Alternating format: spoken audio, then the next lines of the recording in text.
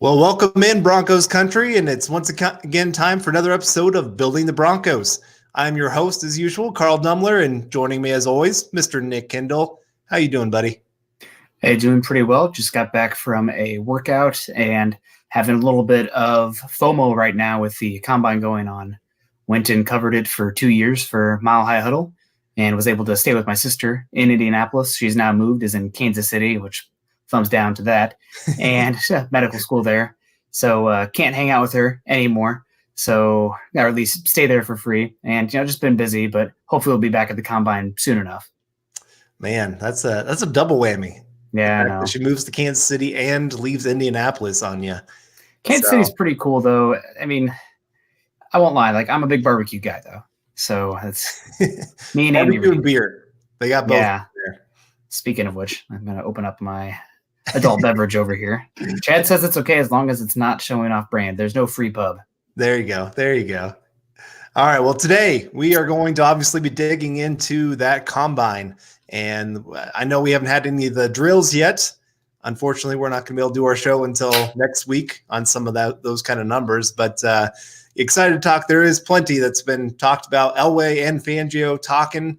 And, of course, we've got some measurements on some players that we had some questions about. Mr. Tristan Wirfs might be one of those guys. We have some numbers finally. But anyway, make sure that you're following us on Twitter because not only can you join us for this kind of show, but obviously at Twitter, we love to talk to you on there. So you can find me at Carl Dumler MHH and Nick at Nick Kendell MHH. And you can follow the podcast Twitter account at BTB Football Pod. And make sure you subscribe to our show. I know you guys are here live, some of you, and some of you are listening otherwise. Make sure you leave us a rating, as we really, really do appreciate that. And also go over to milehighhuddle.com. I know Nick just wrote a piece that everybody should go read and tell him how terrible it is. I'm just kidding. But it is kind of a controversial one on Garrett Bowles and looking at maybe that fifth-year option that Elway talked about today.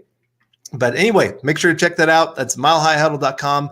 Part of the Maven Coalition and Sports Illustrated, and also know that this podcast is powered by Overtime Media. All right, Nick, well, what would you rather start with, measurements or the pressors? I feel like we should start with the pressors first. Okay, let's do it. So, Fangio today, I think he had a little bit more to say than Elway, I would say, just because Elway got asked a lot more national news rather than Bronco-related news. I will say both of them were pretty adamant that Drew Lock is the quarterback for the Broncos. There's no denying that. I know somebody asked Elway about Brady, and he said, well, we'd be happy to talk to him. And that was pretty much the end of that conversation. But they're happy with their guy. It does sound like everything is a go for building around Drew Lock, and they're going to have plenty of money to be able to do that. But Vic Fangio, let's dig into some of the things that he talked about. And let's start with the wide receiver position because I think this is a pretty big topic for Broncos country right now. And, most people have Henry Ruggs. Even Henry Ruggs talked about it, that everybody keeps scheduling it or picking him for the Broncos. And so Vic Fangio talking about this group, this is what he had to say. He said, obviously there's a bunch of receivers, as everybody's alluded to. Everybody always says the draft is deep. I'm saying every year at this position, that position, you look, there might be 6 or 7 or 8 guys at a position, but it's also, they're so close together that if you don't take one of those, if that's what you want in the first round, there's a really good chance they're all gone by the second round. To me, that's not really deep then. Whereas it seems to me that the wide receiver is a deep group because there's people that you kind of have a liking for that might be there in most of the rounds. Yeah. So pretty much there's a little bit of confusion as regards to that when that first came out. Credit to Ryan Koenigsberg on that one, but he came out and kind of cleared it up later. But essentially my interpretation of that is that Fangio said some years, they'll say a class is deep, but then you see a bunch of guys go early and then there's a massive drop-off, which honestly I think he might be talking about. He might be hinting towards the offensive tackle class this season. Honestly, I think that's what he's doing there. In comparison to the wide receivers, where there is a top trio, I would say, but you can find guys, like he said, you can find guys throughout the draft that different people like. So I think that's what he's getting down to with the specifics. If you're asking me to read Fangio, right. I think it's showing the Broncos are not locked into taking a wide receiver in the first round. And nor should they be. No Right. position. Right. Yeah, exactly. That's how you get yourself caught in a bad situation. And that's the last thing the Broncos want to do right now. Let's say Judy, Ruggs, and Lamb all go in the top 14 picks. And I'm not saying taking a guy like Laviska or Rager or whoever they would take at that point is a big reach, but it's still there's a difference there. And so it's definitely not a position they want to get caught in. And you don't want to have where you have to take that position, even though you see a guy that's fallen that you really, really want. And so it's nice that way where in the second round, there's going to be guys like Denzel Mims, Brandon Ayuk, probably not Jalen Reagor after he runs, especially after coming in at 206 pounds. If he goes and runs a 4.3, there's no way he's making it to the second round. But there's some guys there that you can really get behind and think, hey, this is a nice player that can start right away, that can be a very nice producer for the team. So I'm glad that they could have that kind of mentality going into this. So, and all right, well, we got our first super chat here from Hunter Wertinen. Hopefully I pronounced that correctly. Nick looks like he's drinking something fun. Yes, I am. They actually have a low-cal IPA, so I can still get my hops on while I'm not drinking as many calories. So it's a win-win.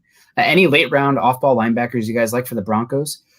Carl, any ones that stick out to you? I really like that guy from Colorado whose name always escapes me. We talked about him here last week. He kind of played a little bit of that star position, but he's athletic. At least you're going to get some special teams value from him.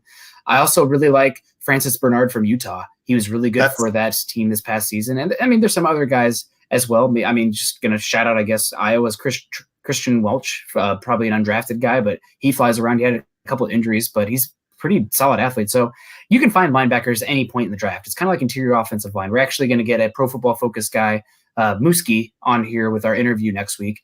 But his findings found that you don't have to spend a first-round pick at linebacker. The NFL is horrible at identifying good linebackers, and there's practically no difference between the outcomes or whether or not they hit or not between a linebacker drafted in the first, a linebacker drafted in the second, linebacker drafted in the third. So that's personally where I'd be leaning.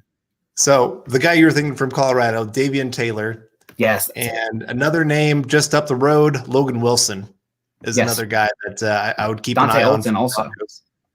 And so, this is kind of it's not a top heavy. You got Isaiah Simmons, who's not really a linebacker. He's just everything. And then you got Murray, who he's good. Don't get me wrong. He's a good athlete. And then you got Queen.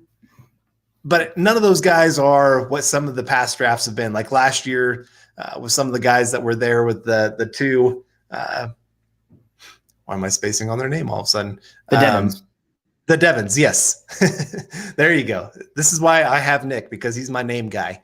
And need that. But it's not quite to the top heavy, but it is pretty depth wise. There's some guys you can find that you can fit into your system. And that kind of brings us to, I guess you could say, maybe one of the quotes from Fangio that you and I were talking about right before this, when they were talking about the linebacker position, because one of the things that they did mention is that they are going to pick up the option for Todd Davis. A lot of people were thinking the Broncos were going to turn that down, cut Todd Davis, try to get a guy like Joe Schobert or Littleton, something like that. It's looking like good chance Todd Davis is going to be a part of the Broncos this next year. And so Fangio, talking about that, he said, this was talking to Troy Rank. He said that they would be looking for an upgrade at linebacker, but it was a nuanced answer, because he said the team would play more 6 defensive backs to erase some coverage issues, and said that cornerback is a priority in the draft and in free agency. And so way of the future. Yeah. 4-2-5, 4-1-6, 3-2-6. I mean, just defensive backs taking off linebackers and defensive linemen. It's what's happening right now. I mean, we saw the Chargers do it a couple of seasons ago, and their linebackers totally fell apart, and they still made the playoffs and made a decent run. So you got to get guys who can be versatile on the back end. That's a big part of this defense specifically. But the linebackers that can do everything, 5-tool guys specifically, they're just rare, and that's why they get paid so much when you can find them. But that's kind of like trying to find a franchise quarterback. It's great to have them, but if you are depending on one, you might be in trouble. Yeah. And so, like I said, that's kind of make sure that you're kind of reading into that he does like his secondary players because he likes them to be very versatile. I know Physical. I just saw recently a Denver Broncos mock where somebody had them taking McKinney from Alabama, and there was a lot of pushback against that. Well, that kind of comment that Fangio just made kind of raises the value of a player like that is very multiple, that you can put them wherever you want on the field, and teams have to really account for that of what are they going to be doing with three safeties on the field? Who's going back, who's coming forward, who's in man coverage, who's in zone, all those kind of things. So just kind of, again, something to kind of keep in mind as we look into free agency and the draft is they really are targeting that secondary and trying to add pieces to that group more so than probably linebacker. Yeah. So before we keep going with Vic Fangio's comments, I'm going to try to get through the backlog of some of these comments here, Carl. We can do, before we get comments. All lost here. Brian Kraft, very early on, he said, first-time listener, and he got a question for Chad and Zach. Sorry, not Chad and Zach. Maybe they're better than us, but we're the better looking too. Hopefully they'll listen to that. What do you think of the Broncos getting Jones and Slay? I think it's probably a one or the other. I think they'll probably – really it could be whatever one comes first. If they can get Slay for a third, I don't think I'd give up for a second for a cornerback who's approaching that 30-year-old dive bomb that is the cornerback market. Once they hit that, they kind of just fall off. I mean, look, for example, sometimes you get a guy like Richard Sherman, but he's an exception to the rule. Typically, you see guys like Champ Bailey, and when they fall off hard. So I would look for either, but I tend to lean towards Jones. A couple more here. Let's see. Here's a good one from on Facebook. John Polino. Could Denver sign Josh McCown to mentor Drew Lock? I would be all for that. I like Josh McCown, the person. I'm definitely biased towards him because I like him as a person so much. Also, there's nobody who could teach Drew Lock a better hair game. I mean, talk about the quaff that he can have even with the helmet on. I mean, Drew Lock's all about that. It's so important for playing the cue, as Drew would say. We got to work on our time to get us synced. So the thing is, the video is backwards. I know. I try to mess with my hair, and then I mess it up more. Yeah. But I would love Josh McCown. I wouldn't be surprised though if he retired. Here's something from Holden Adams on YouTube. Thoughts of CeeDee Lamb at 15, Lucas Niang at 46, Bryce Hall at 77, Jeremy Chin, not China, at 83, Nick Harris at 95, Nick Coe at 108, Tyler Johnson at 127, Antonio Gibson at 161, and Braden Mann at 214. Overall, it looks like a really, really solid mock to me. I guess a couple picks that maybe I don't like as much. I think Nick Harris, I might try to get like Keith Ishmael around later. I think they're comparable players. Also, there's a lot of talk coming out of the combine that Tyler Johnson is not doing well. I mean, just really struggling, not only just not because he's not testing, but the interviews, he's bombing as well. So maybe watch for that coming out of it. Right.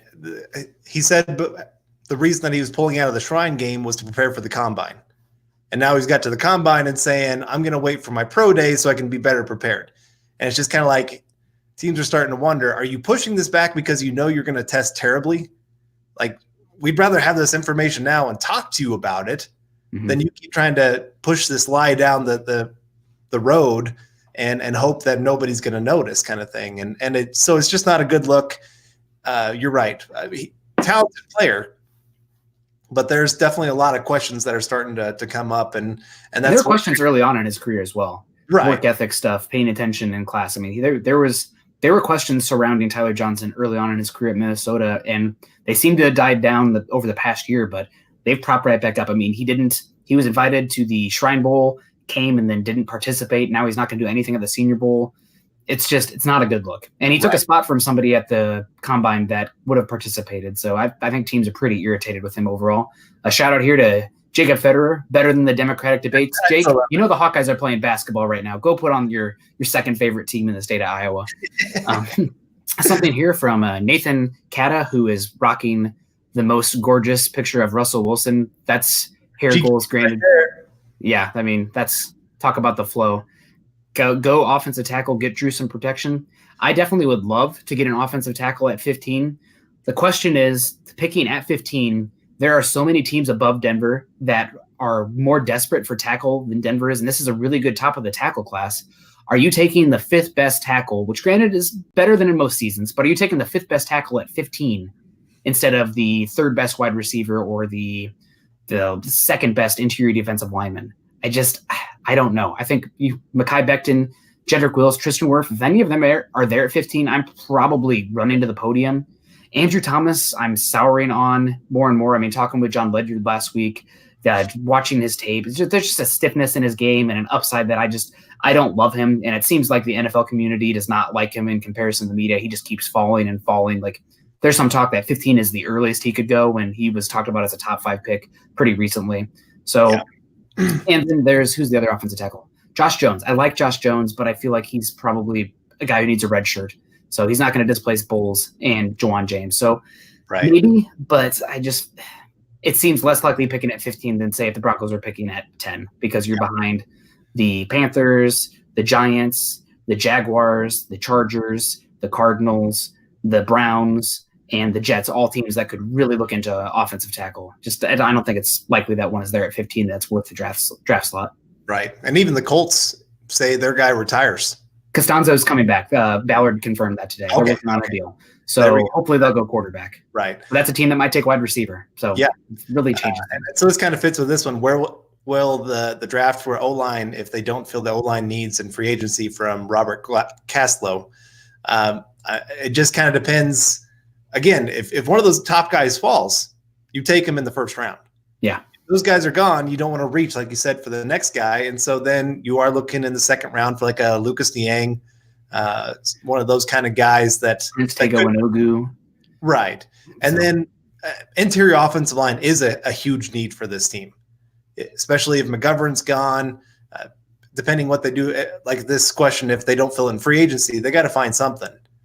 I know Wilkinson could move into that right guard spot, but with Leary not having his option picked up, but it's still kind of that there's need for depth. There's need for, and with those mid-round picks, having 3 third-round picks, you got to expect in one of those first 5 picks, probably going to be an offensive lineman, somebody to either add depth or be competing for a start or something. I'm sure that Munchak's going to have quite a bit of say on trying to get one of his guys within those first 5 picks. And worth mentioning, as far as the offensive line goes, today on the sidebar, we have the presser that everybody has available, but actually then the Elway or Vic Fangio go off to the side and have a conference with local media, which I snuck into my first year there. I was like, oh, yeah, I definitely belong here. But he talked about how the Broncos are actually pretty excited about some of the depth and youth that they have on the offensive line, specifically naming Schlottman, Morris, and Wilkinson. So I see people talk about, the Broncos have to take 4 offensive linemen in the next class, otherwise they're screwed. I think they like a lot of the guys that they already have on here. Now, are they going to be starters? No, but it raises the floor of the offensive line, because throughout the year, you're probably going to see 7 or 8 different guys, and they like those guys more than general consensus. So I think they're worth bringing up, and seeing half or a fourth of those 12 picks going to the offensive line, probably not as likely as general consensus would be. Right. I like this one. Like most, I think you guys are way understating Chenault's abilities. If he runs a 4.3 anything, he is a top 5 wide receiver. I think he's a top 5 wide receiver regardless. He's my number 5. I have him number 3. Okay, well, you're definitely higher than I am. And I've always said it all depends on some of these medical checks that are coming up and a little bit of the testing side of things, because he is, of the top guys, I would say he's the rawest. Mm-hmm. I mean, route running wise, he can't compete with Ruggs, Judy, especially Lamb and Judy, especially. Yeah. But Ruggs, even I would say, is more advanced than him. Some of that is just the system that he was in there with Colorado, not having a great quarterback didn't help on a lot of different things. But you do have to worry about the injuries. I mean, he had another injury come up right here before the combine. Now he's still going to run his 40, but especially with it being, it's a groin injury, right? Pubic bone. Yeah, whatever it is. That area is, especially when you're talking about football and making cuts, that area, it just seems like those injuries continue to show up over and over again. Same with hamstring and quad injury. Just there's certain things that always show up, especially positions of wide receiver, cornerback, things like that, where you're having to do a lot more twisting and turning. And so I like Chenault. There's just there's a lot more risk involved in a player like him compared to a guy like Judy, Lamb, or Ruggs. And so that's just something you have to factor into the equation of, are you willing to use a top 15 pick on a guy that's going to have so much boom or bust? And I want to say that this Shurmur scheme is much more dependent on receivers winning their one-on-one matchups, not being schemed open. And so the Scangarello scheme, you see it with Deebo Samuel. He wasn't the best route runner coming into the season, but they did things to scheme him open, where I don't think in the Shurmur scheme they're going to be – it's just not built the same. So Shenault's concerns as a route runner are, I think, more amplified in this scheme. So going for guys who can win instantly at the line of scrimmage, that are not being schemed open and H-back touches, et cetera, that's just not what Shurmur has done in the past. So I think it's not as good of a fit as when it was the Kyle Shanahan Scangarello style offense. Right. Joey Grubbs coming in with the question, what do y'all think? We're sticking with the wide receiver questions here because there's going to be a lot of them, and the Broncos talked a lot about wide receiver today, and most of their interviews have been with wide receivers. Mm-hmm. And they've met with this guy as well. Yes. What do you all think about the Arizona State wide receiver in the second? And this is Brandon Ayuk. I love him. He's raw. Yeah. He's got a lot to work on, but he's athletic. He's got some of the longest arms. He's what's his wingspan? I can't remember, but it came out to 80 inches. So Nagy kind of overestimated the 6'9" wingspan, but still interesting. Right. He's got speed. He's not as quick as some of the other guys, but he's got top end speed that you're looking for, which the Broncos need. He does have ability to get himself open. He's got pretty good hands. And so for a second round pick, it would not surprise me if that is somewhere the Broncos go.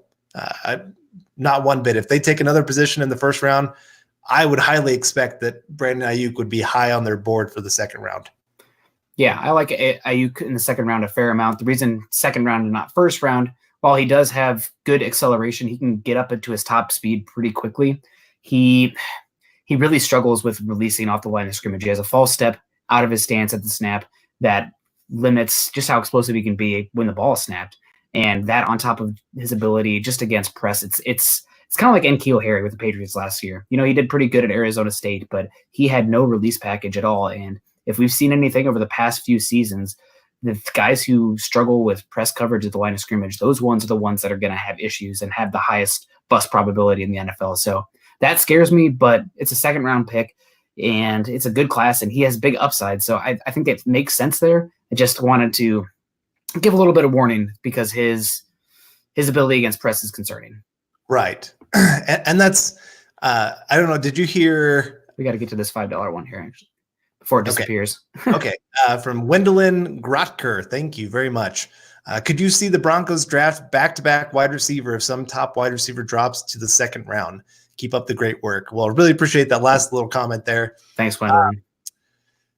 I've gone back and forth on this because they do need two wide receivers.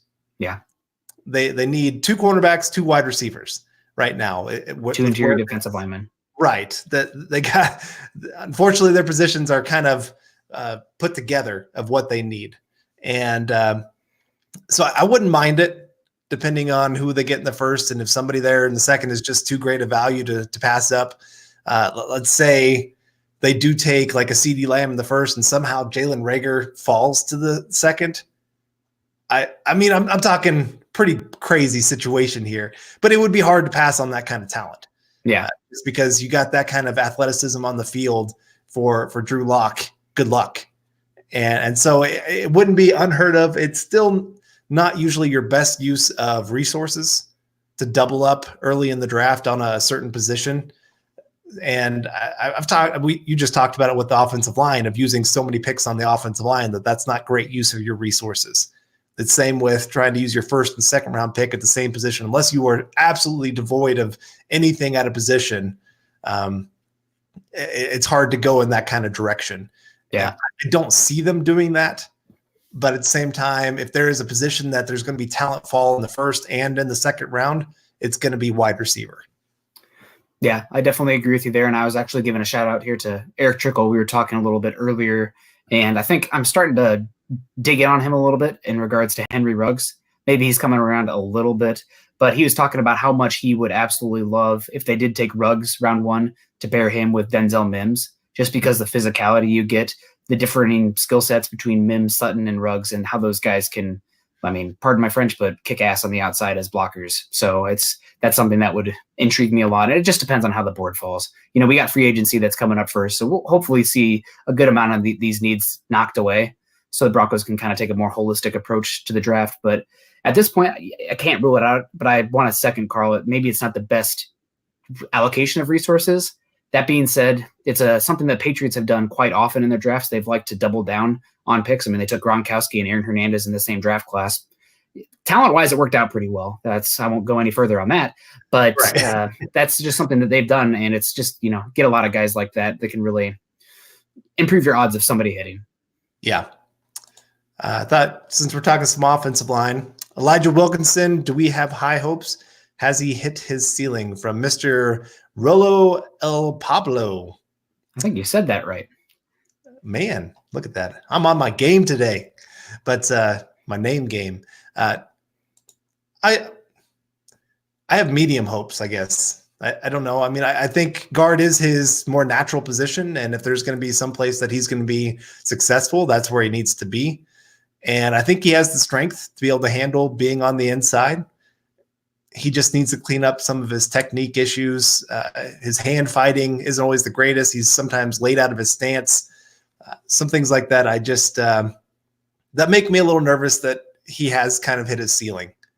I don't think he's ever going to be a top 10 guard in football. Yeah, I agree with you there. And I'm still trying to go back. I'm trying to get everybody involved in here. We have one here from Blake Williams way earlier. I'm going to lean up a little bit so that you can see my mouth. If Wirfs, Judy, and Lamb and Ruggs are gone off the board, do you think you'd either get Christian Fulton or Chenault? I would not mind Chenault. I think that's a little early for Christian Fulton. Chenault does scare me there. I think there's a higher bust probability, but I mean, huge ceiling. So at some point you got to weigh it in a little bit. You know, there's some point where the talent and the upside weighs too much that it overcomes the bust potential. And then let me see. What do you think about Brandon Manpuncher from Texas A&M? I personally prefer Joseph Charlton. I think he's got more upside potential, but I would like Man a lot as well. And I would have no issue taking a punter as early as the 5th round, preferably probably the 6th round. But you have 4 picks back there. Give Wadman, a chance to fight somebody. And shout out here, probably one of my favorite sleeper wide receivers in this class, John Hightower. That's another speed guy that would interest me a lot. We actually have some. Let me see. I had one here from ET Scouting, friend of the pod, Logan Wilson for Wyoming. Really solid off-ball linebacker, converted defensive back. I've seen people talk about him like he's going to be a top 100 linebacker. And the thing about linebacker that's odd is that athleticism doesn't always correlate with the best players. There's such a mental aspect to the game and a physicality and technical aspect that you see these guys who can fly around and run. And yes, that they can definitely succeed, but it's not always the end-all be-all, especially for a team that's going to utilize zone coverage like the Broncos are. So intelligence and some fluidity are just as important as that overall speed.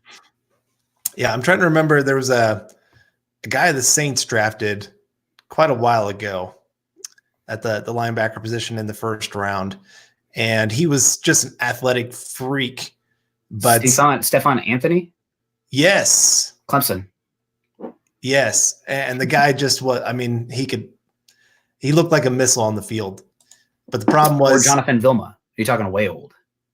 No, you had it right the first time. Okay. Yeah. When he first came to the league, I loved his tape because you see him just blowing people up. You just see him flying all over the field.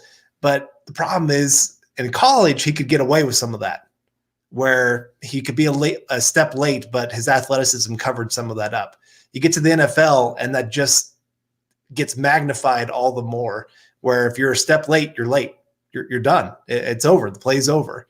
And he struggled to find himself on the field. So you're right. Athleticism is great to have, but it's not the end-all be-all. It's the best linebackers in the NFL right now are the guys that really have that great instinct to know where they need to be and are always in the right spot. Yeah, I agree with you. So here's one here from Robert Caslow on YouTube. Where should the Broncos draft a running back? And I've honestly been okay taking a running back as early as round 3 in this class. We are going to have Pro Football Focus Booski. I can't remember his first name right now. It goes by PFF Moo on Twitter. But he actually just came out with a analysis where he talked about drafting players and we're going to get the most value, like how much of a difference you get from a round 1 player to round 2 to round 3 to day 3. And running back, they had as many starters in the league and guys who were providing value that you could find day 3 and undrafted as they did in the first 100 picks. So honestly, I'm not taking a running back until round 4 at the earliest if I can help it. If there's a guy that I love, you can always change that. Like, let's say Cam Akers falls to the last pick of the 3rd round, the San Francisco one. Okay, twist my arm, why don't you? I'll take the athlete. But I would really, I think that the numbers game, you don't want to draft against the numbers. That's where you can really get yourself into trouble. Typically, front offices, you're not better at drafting than the average. So why go against the trends? You're just adding risk when it comes to that. So I think that probably day 3 is when you start to look around that area, and you can find guys. Then I'm not concerned about that. Yeah. You can find talent. Right, and that kind of leads us to Paul, because he's talking running back. I thought this would be a great place to put this. And Paul, thank you. Paul, man, my guy. Yep. I love Paul. We love you, Paul. I know, man. But he says, I want CEH. That's Clyde Edwards-Helaire from LSU in round 2 is where I would take is where we'd have to take him. I agree. Probably 2nd round is where you're going to have to take him. But I might do it still. I know it's against everything I just said, but at some point you got to love the individual player. Right. And it's one of those, the nice thing about him is he offers more than just being a guy that runs between the tackles or just a speed guy. He's actually a good receiver.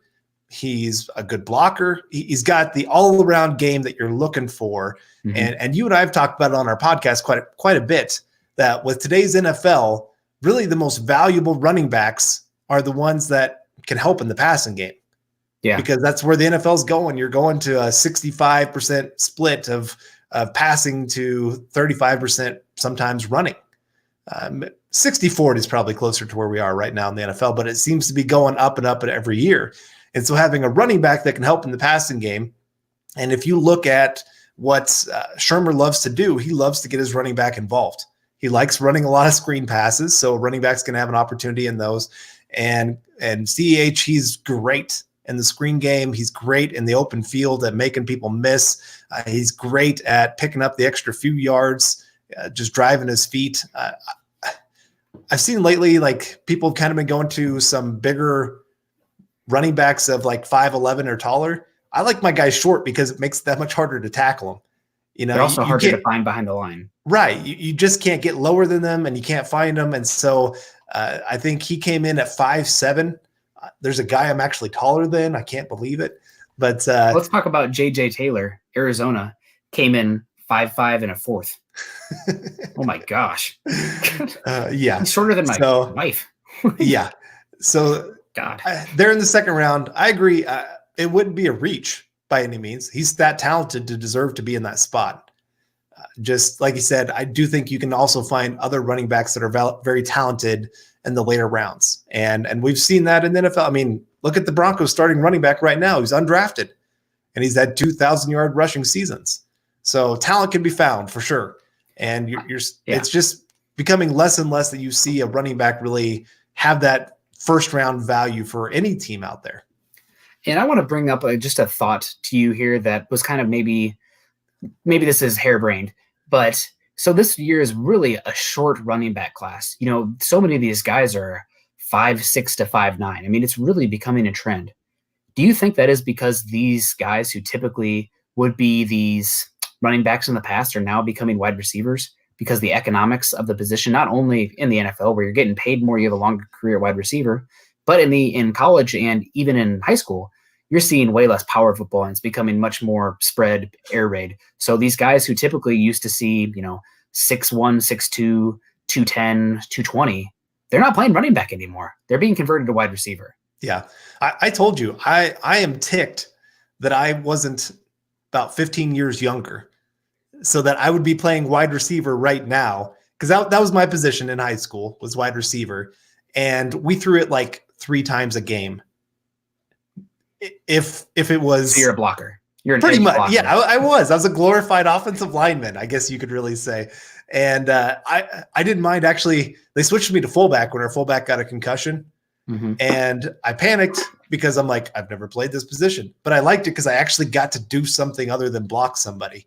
But you're right. In today's high school, college, everybody spreading everybody out, wanting the wide receiver position to be the focal point. And you are seeing a lot of these guys that probably would have played running back 15, 20 years ago, making that switch to wide receiver. So here's one right here. Yeah. Gibson, Good call here because by Bawana Beast. Yeah, Gibson, because you can switch him to wide receiver if he can't break through as a running back.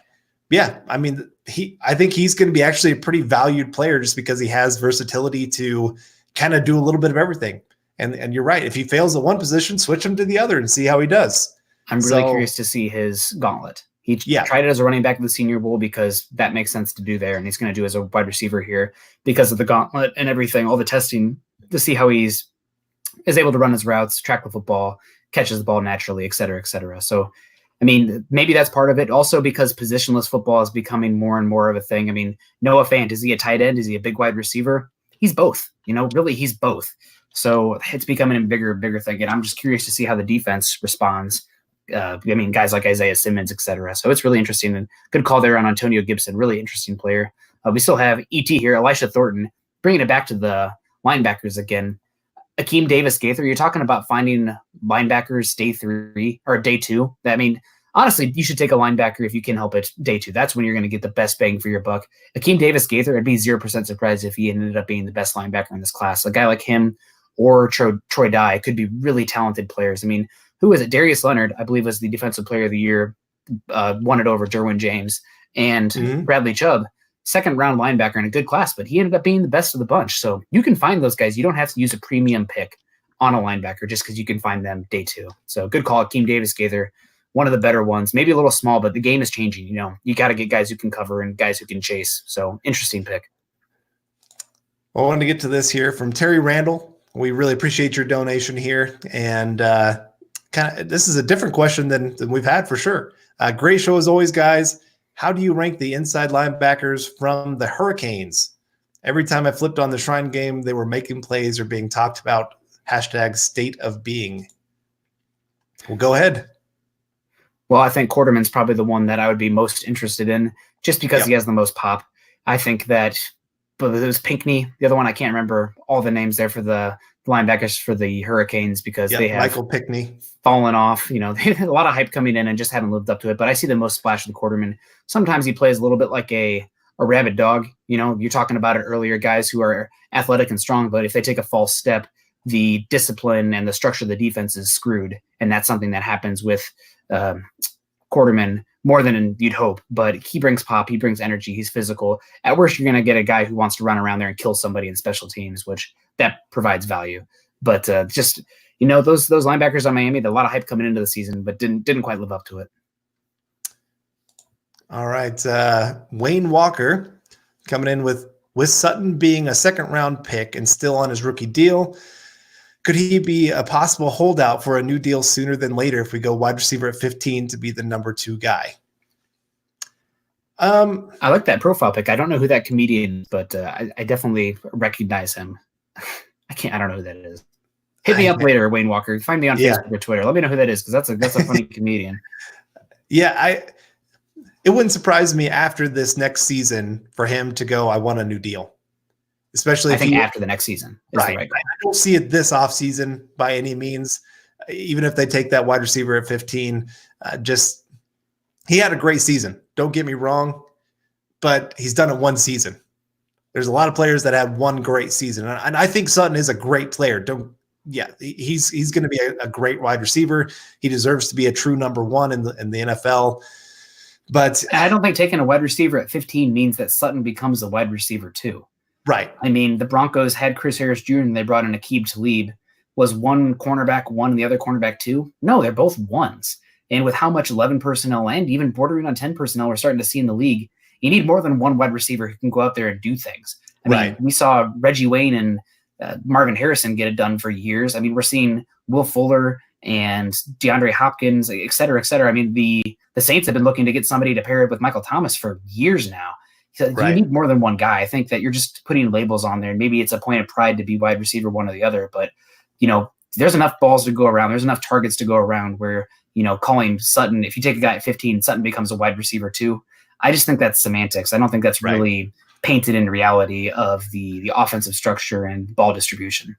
And I think the Broncos, after this season, they don't have actually all that many contracts coming up in 2021, which is kind of a nice thing. And so they should have the cap room to go ahead and extend him and kind of set that up where, especially if you have a guy picked in the first round that you don't have to pay for another 4 years after the 2020 season, you're just set up well where you're only paying one guy high dollar, the other guy being on a rookie contract.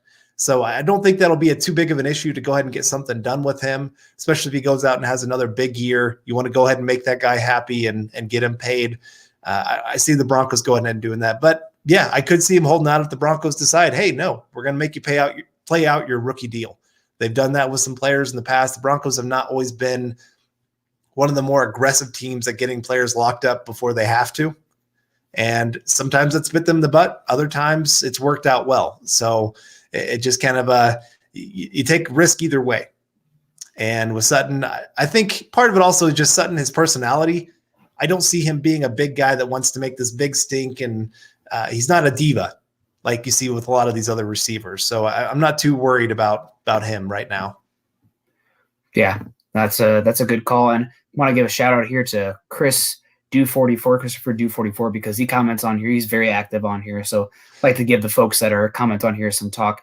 Bryce Hall is nice. Bryce Hall's an interesting cornerback in this class because a lot of people really liked him coming into the season, but he was injured. Some people thought he would have been cornerback one last year, but a lot of talk that he's going to run very slow and might be a very scheme-specific player, might not have man coverage upside, which, I mean, this defense, Vic Fangio's defense, is known for the zone, the half-field zone, et cetera, cover 4, cover 2 inverse, blah, blah, blah. But at some point, you're going to have to play some man coverage, and I just don't know if Bryce Hall has the wheels to stick there. So he might be a guy. I like him for the scheme, don't get me wrong, but I wouldn't be surprised if he falls to the round 3 just because he is very scheme dependent and might even have to make a transition to safety, which I believe he did play to start over at Virginia. So interesting player. And I've seen him mocked in the first round to the Chiefs, and I've seen him clear to like the 3rd round. Like you said, his value right now is all over the place. Yeah, and the combine is going to be huge for a guy like that. Yeah, there are positions. The combine is overrated for some players, positions, blah, blah, blah. It's not overrated for a cornerback. Right. Cornerback, the speed tells, and it matters.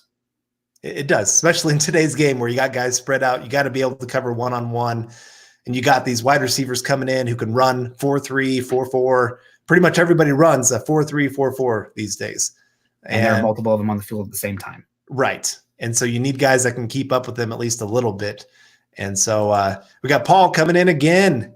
Thank you, Paul. You are the man. Who do you see as the biggest riser and who drops come draft? Well, I'll put this over there. I think we kind of already talked about it, but I think Reagor is going to be a guy who's going to shoot up draft boards. I don't think he's going to be a reach considered at 15 by the time comes. If there's one thing I've learned about the draft the past few seasons, especially when it comes to the wide receivers, I've fallen into the trap before where I like these big body physical receivers, and these guys plummet. They fall. I mean, who was it last year? Kelvin Harmon and Akeem Butler. People thought those guys were going to be first-round picks, and then they fell to late day three. I mean, round 4 for Butler, but still crazy. And then you see guys like Mecole Hardman, Andy Isabella, et cetera, rocket up the boards. Speed is at a premium. I mean, it just is what it is, and everybody wants it, so you have to pay that premium to get it. So I think Reagor, after he runs really well, I mean, I know he's still not in Daniel Jeremiah's top 50, which blows my mind. I love Daniel Jeremiah, but that just doesn't compute to me. That's a guy who I think is going to skyrocket. And then one who's dropping, I mean, I've kind of already touched on it, but I think Andrew Thomas is a guy who's closer to offensive tackle 5 than he is to offensive tackle 1. And I think he is a bit limited, has issues against speed, top heavy, might not be the best fit at guard even, so can't kick inside, getting a blue blood bump, hard to say that 10 times fast, and playing in a scheme where, they really were able to minimize his deficiencies. So those are two guys that I think I would lean on as my go-tos right now. Just hashtag for the brand. Yeah. I think another one that will be interesting is we talked about it last week of some positions that the combine will help really sort out some of the rankings. And Tyler Biadasz is another that seems to be, he went from pretty much first round lock before this season to I'm seeing him third, fourth round now. He was not good this year. He was coming off an injury, but he was not good this year. Right. And so that's a guy that I could definitely see falling down some boards. And I can't see how he's going to be. I can't see him being worth the first or second round pick right now, at least for where the Broncos are at. If they trade back and are in the last part of the second round, maybe you start seeing some value there, but it's not where I would have it. So here's one, Miller 707 champ. I've seen him on here before. That's a cute dog you have there. Anytime, still thumbs up for dogs, but cats also. Somebody asks, are you a dog or cat person? I like both. I just like animals. I'm sorry. If Isaiah Simmons falls past pick 5, do you think it would be wise to try to trade up and get him? I think they should. It's been a while since Denver has had a beast at linebacker. Honestly, I don't think Isaiah Simmons is a linebacker in the scheme to get it kicked off. He's kind of an overhang safety, would play where Will Parks was playing. And we talked about, I think before, you can play a 4-3 defense when you're in sub because he's a linebacker / safety / nickel. I mean, again, he's so versatile that you don't have to worry about it. However, when you're talking about trading up into the top 5 to get Isaiah Simmons, you're talking about that's the quarterback range where you're talking about giving up future first round picks. And I don't think you can do that. So if he falls to like 9, 10, 11, 12, I'm calling crazy, but top 5, you have to give up way too much to get up there, especially in a year where there's quarterbacks. Right. There's really only 2 positions that you trade that much to get up, and that's quarterback and rusher, pass rusher. Unless you have excess capital. Right. There's only so many positions that are worth that kind of value. And I love Isaiah Simmons, and he has multiple, but there's still a limit that you can really limit what he can do on the field just by pretty much just staying away from him, saying, oh, you're covering this guy, we're going somewhere else. Yeah, I love him. He's my number 3 player. Yeah. So Wendell Grochter again, somewhere from Europe. I'm going to go with Wendelin. Let me see. Gosh, that could be England. That could be Germany. That last name says Germany to me. So could you see the Broncos draft back-to-back wide receivers, the top wide receivers fall? We talked about this earlier. Keep up the great work also. Thank you very much. It depends on how the board falls, but I picked the wrong one. Excuse me. I was like, we already talked about this one. Yeah, no. Holden Adams, thank you very much for your donation. This is what Carl's the brains. If Kinlaw is there at 15, do you take him? I know there are a lot of questions about his knee, but I love him as a dominant nose tackle. You guys are awesome. Boom. Yeah. The beer's empty. I'm feeling good. No. Oh, yeah. There you go. Getting that redness in the cheeks. Yeah, but right. Gosh. If Kinlaw's there at 15, he has to be considered. He's a top 15 player on my board for sure. And he's at a position of need for the Broncos. He fits exactly what they need of a guy with length, size, power, versatility on the defensive front. Now he's not a finished product by any means, but he could easily become a top 10 interior defensive lineman in the NFL. Yeah. And so I would be running to the podium if he's there at 15. And it sounds like coming out of the combine, the knee passed, it's healed. And I think it was Ian Rappaport who said future top 10 pick, Kinlaw. So that says pretty much all you need to know. If he's there at 15, you probably take him because he's not going to be there at 15. So if he is, be happy. It would not surprise me if there are quite a few teams that have Kinlaw over Brown on their board. He's got more upside. Yep, he does. And he kind of fits a little bit more of you like that pass rusher. Mm-hmm. Brown has pass rush ability, but Kinlaw has like Chris Jones ability. And I think we've made it halfway clear that we like Chris Jones. I think. And I do want to talk about this last bit. I love him as a dominant nose tackle. I don't see him as a nose tackle in this scheme. I think that typically you want your nose tackles as low to the ground as they are wide. And Kinlaw is 6'7". You don't want that guy taking on double teams and getting pushed back. You want him 5 technique, 3 technique, using that length and not having a leverage disadvantage. So nose tackle, probably not in this scheme, but he'd be playing that Shelby Harris role. And then especially when the Broncos go into sub bothers me. That's going to be my new crop, my behind. But I would absolutely love him, but not as a nose tackle. I think you're probably okay with Purcell there. Yeah, pretty good against the run this past season. So I don't think that's his scheme fit. Well, talking about scheme fit, Annan coming in here with who are the best scheme fits in this draft. Let me see. Pick the best players that are scheme transcendent. Tristan Wirfs, scheme transcendent. Yeah. Isaiah Simmons, scheme transcendent. Jeffrey Okudah. If you can't fit Jeffrey Okudah in your scheme's bad. But let me see. Scheme fit in particularly. Well, I'll start with my top guy, Jerry Jeudy. Okay. I think he is one of the best scheme fits for the Broncos you said it earlier, you need wide receivers that can get themselves open. Well, no wide receiver is better at getting themselves open in a hurry than Jerry Jeudy. He is one of the most advanced route runners I've ever seen coming out of college. His ability just to win with changes in speed and what he's trying to do on the field. And I think he'd be a day one impact player. And with Shermer, that's, like I said, that's exactly what you want as a player like that. Plus, on top of that, he has the speed to be able to beat you over the top if you really want him to go do that. He wasn't asked to do that a whole lot at Alabama because, hey, you got a guy named Henry Ruggs and Waddle who are also great athletes. Devonta Smith is, I think, an underrated athlete as well. And so they're kind of going, well, Jerry Jeudy, you do all the underneath stuff. We'll have all these other guys kind of doing the deep stuff. Jerry Jeudy can still go deep. There's a good chance he's going to run under a 4.4 at the combine. And so I think he's just such a great fit of what they're looking for, of an athlete that can really expand the field, but also can win in a hurry and be able to take those quick passes and turn them into extra yards for the team. Okay, interesting. And here's one for you. Again, Buona Beast, really active on the chat. Thank you for being so active, Buona Beast. Your top 5 running backs, Carl. I'm just going to totally pin that to you. You want to do a snake draft here? You just want to kind of go back and forth? I'll go with my number 1 here, and then you can give me – we'll do a consensus one. My number 1's DeAndre Swift. I think he's the most balanced running back in this class. He's not the most explosive. He's not the best pass catcher, but I think he does everything well. And surprisingly, for a team like Georgia, they really like to rotate those running backs. He's got a lot of tread left on his tires, so I really like DeAndre Swift. He'll be building the Broncos' number 1 running back. Okay, then I'm debating between Clyde Edwards and J.K. Dobbins here. Okay. I'll go Clyde Edwards just because I think he's a little bit more well-rounded. And Dobbins, one of his biggest weaknesses is he is terrible as a pass protector. I mean, I've watched him get thrown into the quarterback a few times.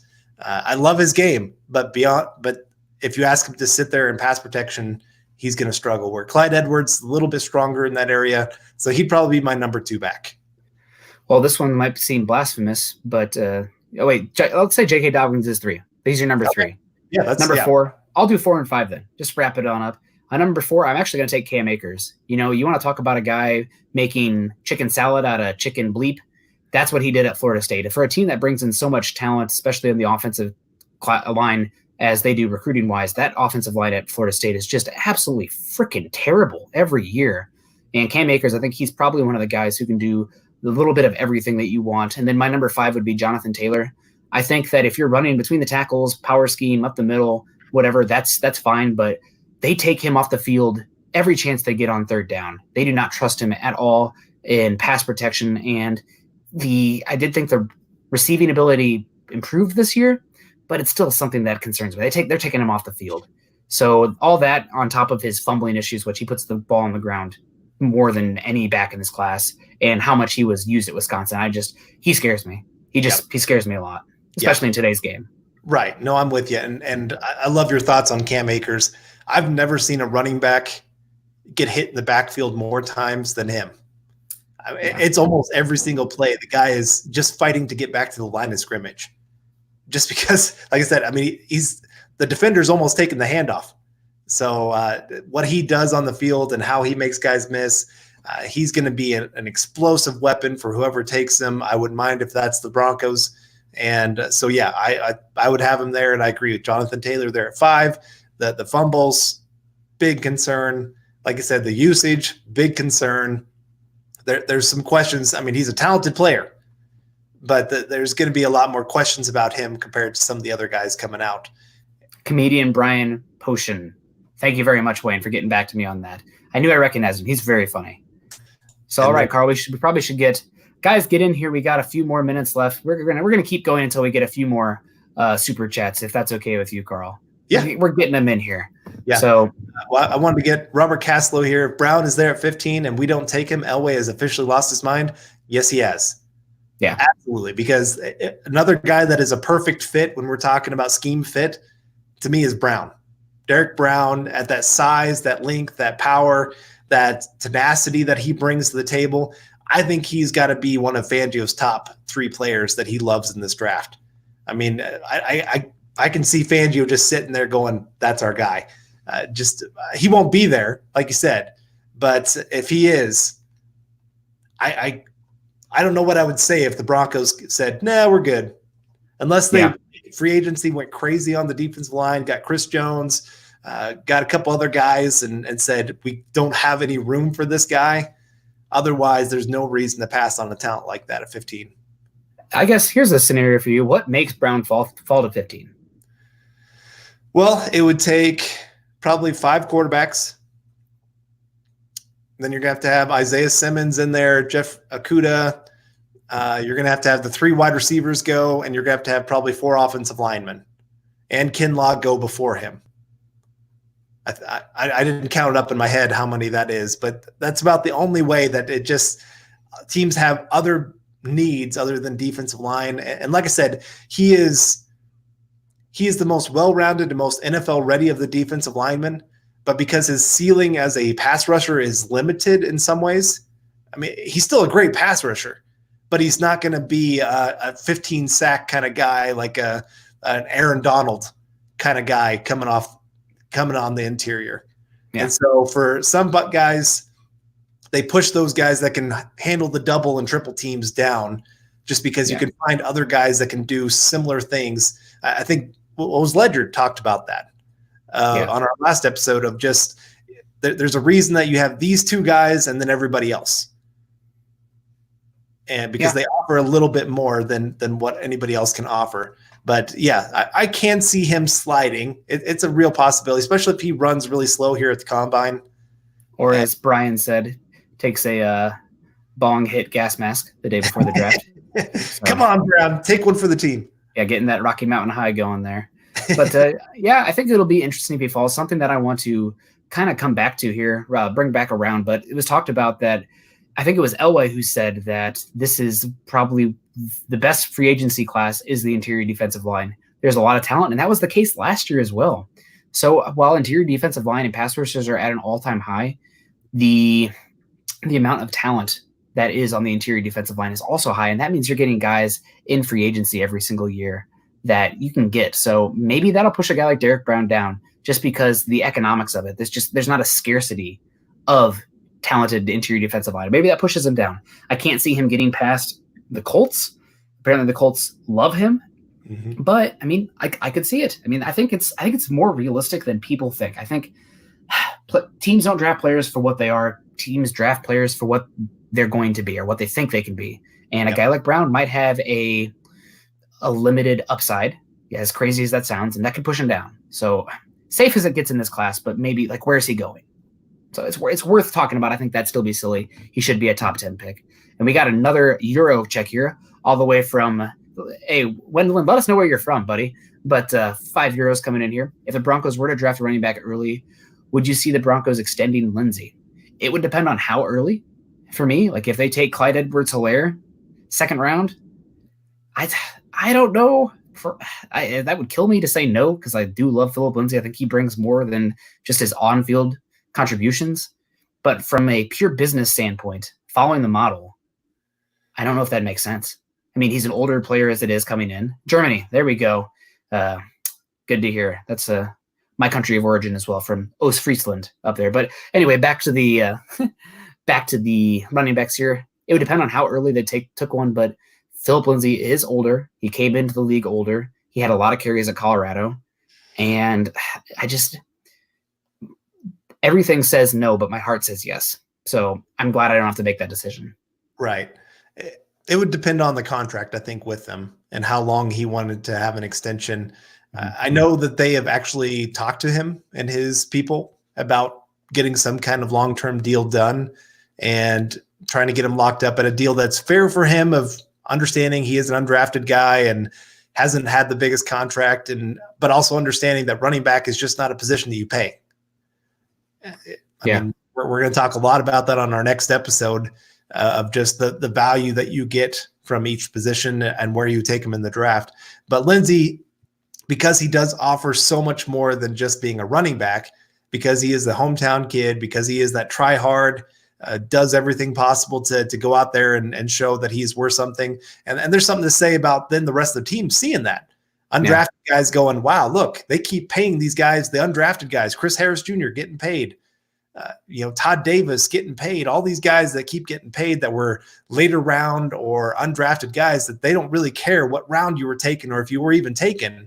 They just care about talent on the field. So then that makes undrafted guys that are maybe some of the more talented ones go, that's the team I want to go to. So it can be a great value for the Broncos to go ahead and invest for so many different reasons in Lindsay, and also understand that they have then a two-headed monster there at running back. Say they do take Clyde Edwards there in the second, or J.K. Dobbins or whoever. It gives them a nice 1-2 punch where teams are kind of going, man, we can't let down our guard. It's like Royce Freeman comes in the game. You're going, man, I'm not worried about that.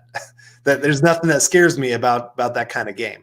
And so, I wanted to get to this point also before we're still hopefully get a few more super chats in there. But Carl and I'll keep talking. Carl, I'll let him in on a little secret. Carl hasn't eaten for a bit, so he's we're doing this hunger strike together here. But something here from Dre Addison. Speed on offense at every position makes it a nightmare for teams. Denver can be a high octane offense. And I mean, it is the flavor of the month right now. If Kansas City would have lost, everybody would have been trying to build these multi-versatile, or the talking point would be everybody's trying to build these multi-versatile running games. But the Chiefs won. It's all about the high octane speed offense. So I agree with Dre here. I think the speed is, again, we talked about it. It's such a premium right now. And it's not just speed vertically. You got people like, oh, well, what about Darius Hayward-Bay? What about Ted Ginn? Blah, blah, blah. Guys who could run 9 routes well, la-di-da. Good for them. I'm talking about guys who are multidimensional speed guys who dictate coverage. And we'll just use Ruggs as an example here just because he's the easy one. I don't think he's going to be there for the Broncos at 15 in the end, which makes me sad. But again, it's, February 25th, 8:03 in God's time, Central Time in Iowa here. But the Henry Ruggs, he makes it so that you can dictate coverage on the back end. You have a team that wants to play a single high safety. Well, where's that safety going to shade? Because you have Sutton on one side and Henry Ruggs on the other. They have to make that decision, or they can't play that, and then you're taking a guy out of the box. Then you can run. That frees up not only the run game, but it frees up Noah Fant. Or let's say that you have a cornerback who is not the fastest, but is a little bit long. So on that side they're going to have to play press because otherwise he's toast. So just that amount of speed can change things so much for a defense. It makes it easier for the quarterback, and it creates space for everyone else. And I know the cliche for football is, it's a game won in the trenches. And I agree that that's true to an extent, but it is changing a little bit where it's becoming more of a speed and space game. So again, the Chiefs won. They're analytics darlings. They're the heavy pass load team that's looking to get the ball and out to guys like Tyreek Hill, Travis Kelce, Mecole Hardman, blah, blah, blah. But that's the way the game is going right now with the changes in the league. And you can blame the NFL all you want. It's really a bottom-up effect where you're seeing it more in college, and there's a trickle-up effect from that. But again, speed is something this offense is lacking outside of Noah Fant. It really needs it, and that's why a guy like Ruggs and even Jalen Reagor make a world of sense at 15. Even though it's a deep wide receiver class, it's an element this offense is really missing. And if you could get that, it would have a synergistic effect on the whole offense. So again, speed is so important for an offense and creating explosive plays. Something that I was reading the other day, they were doing some of the math, I guess, of for every 0.2 when it comes to like saying a guy's a 4.3, well, that might mean he's a 4.39 or it might mean he's a 4.30. Well, for every 0.2 or 0.02 difference, there's about 12 inches of separation difference, say 20, 30 yards down the field. And so understand, like, there's going to be other guys that are fast, But we're talking about Jalen Reagor and Henry Ruggs, who could be breaking the combine record kind of fast. And so there is a difference between fast and elite fast. I mean, Tyreek Hill, there's a reason that everybody wants the next Tyreek Hill, at least on the field. And I've seen Annan post this a couple times, so I want to go ahead and get this. Who are the best defensive scheme fits? I'm going to go with Javon Kinlaw is one. Yeah, I'm going to go with your boy McKinney because he likes those guys who are multiple in the secondary, who can play all over the place, and teams can't know what he's going to do. And McKinney obviously brings that to a team. And the Broncos showed last year that they loved having 3 safeties on the field. So I think he would be a great fit for the Broncos there at 15. I'm going to go with the knockoff version of McKinney, Terrell Burgess. Guy who can play that 2 deep safety, can come down and play nickel, has some run fit questions, but is physical. And I thought he looked really good at the combine. Another guy that I like a lot is Jeff Gladney. Very physical, can play a multitude of coverages. I think he could be a great player. Yeah. And then an interesting one who's not going to test at the combine, but again, Fangio loves not letting you know where the pressure is coming from. Guys who are versatile. I think Josh Uche from Michigan on the edge. Denver doesn't really need an edge rusher, but he can kind of play the Hassan Reddick role, where it's a little bit of edge, a little bit of off-ball linebacker, et cetera, et cetera. And that Hassan Reddick, maybe that's going to scare some people. That's the negative one in my head. But I think he'd be a really interesting player in this defense just because, I mean, in the Senior Bowl, he was carrying tight ends and running backs 40 yards down the field from a guy who's been primarily an edge rusher in his skill set. That's really just a versatile, interesting piece. All right. I saw one. Where is it all of a sudden? Sorry, I scrolled clear down to the bottom, and now I'm trying to scroll up. I thought this was kind of interesting. Buwana Beast, just because I think this is always a big discussion of how valuable are draft picks. And for the Broncos this year, we're talking about Stephon Diggs and Slay as another that the Broncos could be trading draft capital for, and then also having to worry about having a big contract for them. If you are the Texans, do you regret trading those picks for Tunsil? I don't. You're picking the bottom of the first round every year. I mean, both those picks together wouldn't equal a top 10 pick if you packaged them together. And they needed to do what they could to help Deshaun Watson. He's been getting absolutely pulverized. They added one of the top 3 best young offensive tackles in football in Tunsil. I know he had the holds this year, but part of that is because of Deshaun Watson trying to hold on to the football and create things when he should be getting the ball out because otherwise he's going to get himself hit or hurt his offensive lineman. But again, I feel like the Texans, they have their quarterback right now. They have and he's on a rookie contract. Your window is the next 2 seasons, this past season, this next one. And then once you pay Deshaun Watson, I mean, you're probably another 3 years away before that contract starts to become more feasible again, better to swallow. So right. Again, I think it is short-sighted, and there's been some bad issues that have led up to them having to make that move. But I don't think you regret it because the window, and again, this is a team that just saw what happened to Andrew Luck after seeing Deshaun Watson get pulverized. There's a little bit of panic in there, but you added one of the best 3 young offensive tackles in football with Tunsil, Ronnie Stanley, and probably Ryan Ramczyk being the other one. So probably you don't love that you have to do it, but the opportunity to get a young tackle like that, I can't be too upset with them. Right. I think I have more issues than trading a third for Duke Johnson. Honestly. And honestly, let's say in 2020, the Broncos prove that they have a very good roster. Drew Lock proves to be a top 15 quarterback in football. I honestly might be thinking about what can the Broncos do with that first round pick? What kind of player could they go and trade for? And I mean, you saw what the Chiefs, Frank Clark. I prefer the Kansas City trees. The trees. Who are the chefs? Great job. But who are the chefs? That's one of my favorite commercials. No, they traded for Frank Clark, and he was a high impact player for him this year. Now you could argue how big of an impact, because he didn't quite make as big of an impact as some people thought he would this year, but he was still a huge player for him on that defense that honestly, I think the defense won them the Super Bowl. Yeah.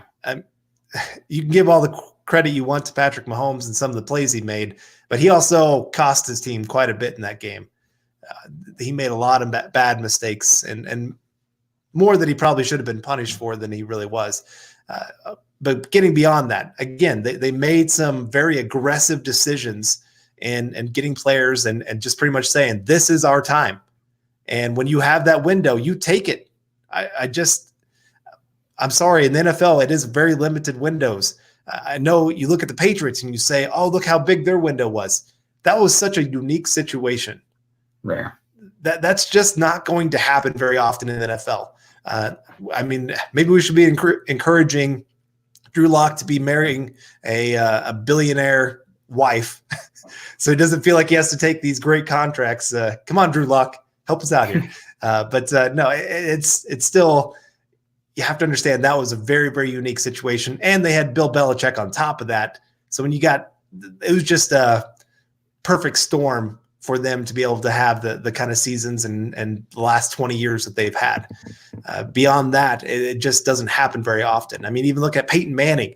It took a lot for him to get 2 Super Bowls. Yeah. And I still think he's a better quarterback than Tom Brady. Only guy to take 4 different head coaches to the Super Bowl. Right. Aaron Rodgers. That's a crazy stat. We'll never see that again. Right. Aaron Rodgers, maybe one of the most gifted quarterbacks that the NFL has ever seen. And still, it's been hard for them to build a great team around him. And so if the Broncos have that kind of opportunity to go add a great talent to the team that can really help put them over the top. And again, there's still got to be a lot of things that happen here in 2020. And you know how much, I mean, obviously we're talking about the draft. We love the draft. We would talk draft 24/7, 365 if you let us. We are close to that 24. And so understand, I mean, we love the draft, but I still think there are times where draft picks are overvalued.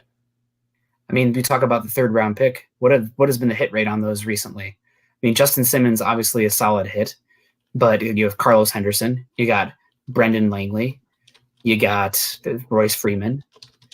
You got Isaac Yiadom, Draymond Jones. I'm probably forgetting some, but you tend to overvalue those picks and those players that you can get from those picks. Really what it comes down to is top 50 picks. I mean, top 100 really, but like top 50 picks are what it comes down to in getting hits. So you don't want to overvalue them too much. You know, if you have a chance to get for sure, like talking about trading a 3rd round pick for Darius Slay, sure. You know, like what the odds of you hitting somebody as good as Darius? I mean, of course you can hit a Justin Simmons, but it's all probability. Are you playing the lottery? I don't know. It just scares me.